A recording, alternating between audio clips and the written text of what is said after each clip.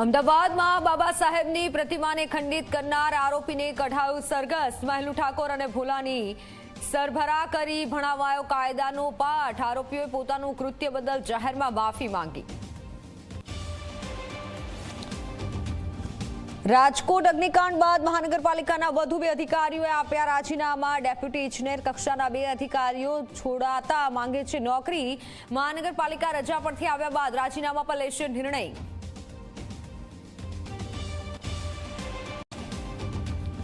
પેટલાદમાં head constable જ નીકળ્યો bootlegger. Police કર્મચારીએ પોતાના ઘરમાં જ સંતાડ્યો હતો કુખ્યાત બુટલેગરનો વિદેશી દારૂ। હેડ કોન્સ્ટેબલ સુનિલ મકવાણાની પોલીસે કરી ધરપકડ।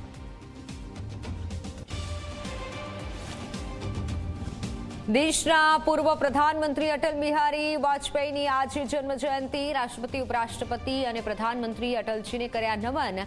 પીએમએ અટલજીના સંદેશને પણ કર્યા યાદ।